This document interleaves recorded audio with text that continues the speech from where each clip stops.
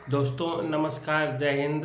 आज हमारा देश स्वतंत्रता दिवस की 77वीं वर्षगांठ मना रहा है और इस कारण यह स्वतंत्रता दिवस हमें यह अब संकेत देता है कि हमारी आज़ादी के 77 वर्ष पूरे हो चुके हैं। हंसी खुशी से हमने इस देश के जो अतीत हैं उसका गौरवगान करते हुए हमने समय बिताया है। 15 अगस्त 1947 को लगभग 190 वर्षों की गुलामी के बाद हमें आज़ादी तो मिली, लेकिन वह आज़ादी हमें अपने भूभाग को खंडित करने की कीमत पे मिली थी। हम बात कर रहे हैं 15 अगस्त 1947 को देश तो आज़ाद हुआ, लेकिन हमारा जो भूभाग था उसे लगभग 3 टुकड़ों में बांट दिया गया। एक पूर्वी पाकिस्तान, एक पश्चिमी पाकिस्तान, दोनों को मिला के हालांकि पाकिस्तान ही कहा जाता रहा 1971 तक, और एक टुकड़ा बचा बीच का जो हमारा अभी वर्तमान का अपना देश भारत है।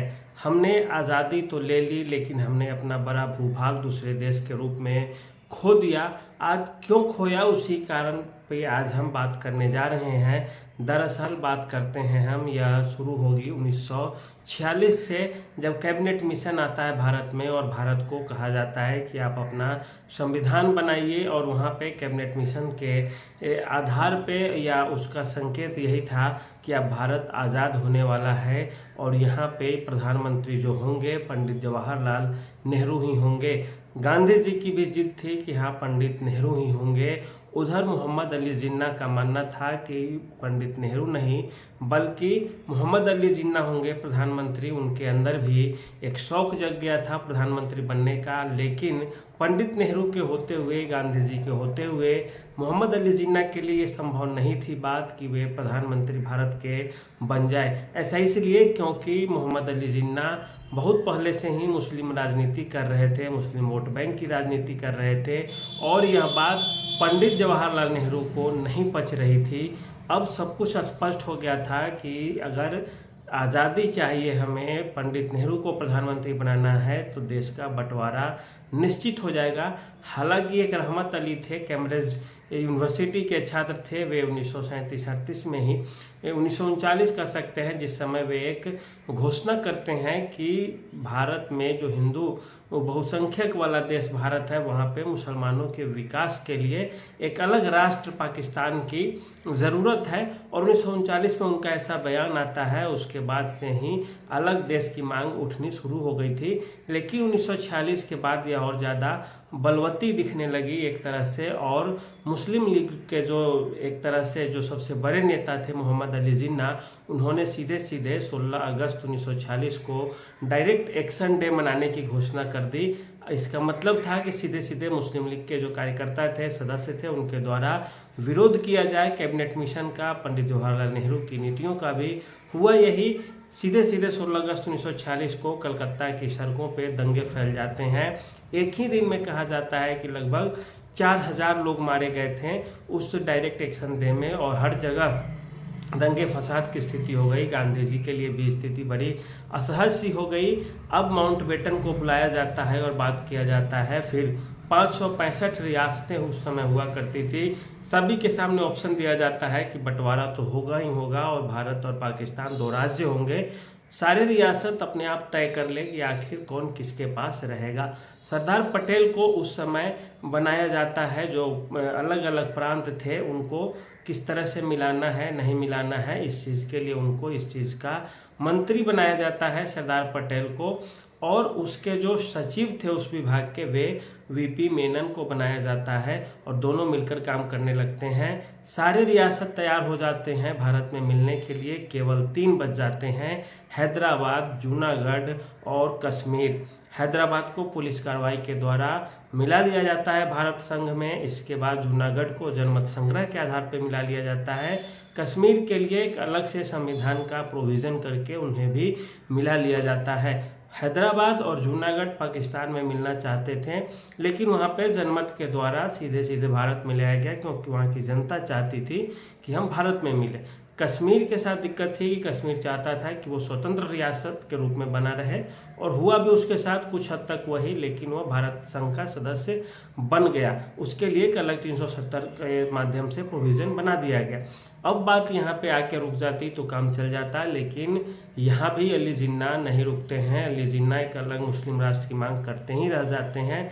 दंगे फसाद की स्थिति या उसकी कीमत को भारत स्वीकार करता है। इससे अच्छा भारत समझा, गांधी जी समझे, नेहरू समझे कि एक अलग राष्ट्र मान ही लिया जाए, और हुआ वही जो सोने की चिड़िया भारत समझा जाता था। 190 वर्षों तक जो गुलाम रहा था वह अपने क्षेत्र को 2 भागों में बांटने को तैयार हो जाता है, और इस तरह से 14 अगस्त को ही पाकिस्तान आज़ाद हो जाता है। तो हम 15 अगस्त 1947 के दिन अभी जो भारत है हमारा, उसी रूप में हम भारत की आज़ादी को स्वीकार करते हैं। हमारे बगल के पश्चिमी भाग में पाकिस्तान और पूर्वी भाग में जो अभी बांग्लादेश है वह भी पाकिस्तान का ही, पूर्वी पाकिस्तान जिसे कहा जाता था, अंग बन गया। इसके बाद फिर से 1971 में एक बार और टूटा, और वह एक बांग्लादेश हो गया। पीछे पाकिस्तान रह गया, बीच में भारत रह गया।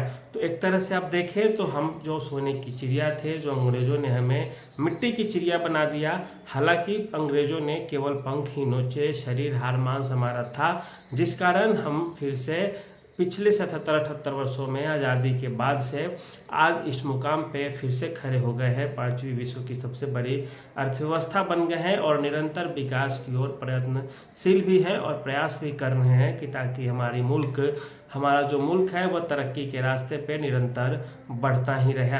तो बंटवारे की जो आग थी वह हिंदुस्तान को आज तक मसोड़ती है। अंदर ही अंदर जो उसकी कसक है वह हमें आज भी कभी कभी दिखती है।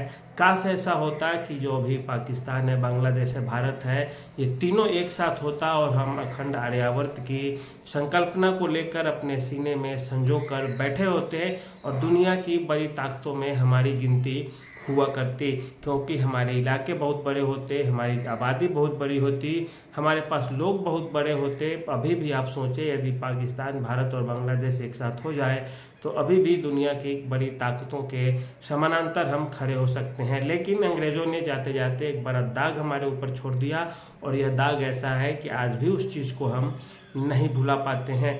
हमारे पंडित नेहरू हो, सरदार पटेल हो, गांधी जी हो, या राष्ट्र निर्माण में अब तक जितने भी भारत के नेताओं ने, स्वतंत्रता सेनानियों ने, या अभी भी जितने भी मंत्री हैं, नेता हैं, जो इंजीनियर्स हैं, डॉक्टर्स हैं, प्रोफेसर हैं, किसान हैं, ये जितने भी लोग हैं, सब किसी न किसी रूप में देश के निर्माण के लिए योगदान दे रहे हैं। छोटा बच्चा से लेकर बूढ़े तक, छोटे से छोटे संसाधन से लेकर नदी, पहाड़, झरने, पर्वत, सारे इस देश के जितने भी संसाधन हैं, सब किसी न किसी रूप में इस देश को निर्माण में अपना योगदान देते हैं। और इन्हीं योगदानों से हम देश के गौरव गाथा की फिर से गान करने लगते हैं, और हमारे देश जो है इस तरह से तरक्की के रास्ते पे निरंतर आगे बढ़ता रहता है।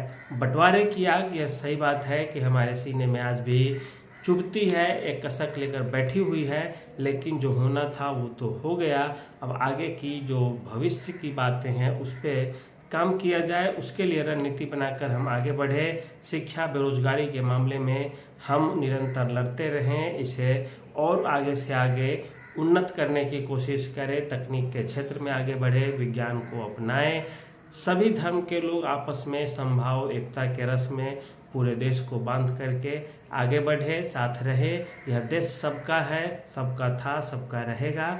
आपस में जो हमारा जो क्या बोलते हैं उसे, आपस की जो वैषम्यता है, या आपस में जो हम लोगों का कुछ छोटे मोटे टकराव की चीज़ें हैं, उसे भुला करके, उसका समाधान निकाल करके हम सब आपस की जो वैमनस्यता है उसे दूर करें, और एक सुंदर भविष्य के निर्माण की बात करें। बंटवारा होना था, हो गया, अब जो बचा है उससे लेकर के आगे बढ़ा जाए। तो आज के लिए इतना ही। धन्यवाद। जय हिंद, जय भारत।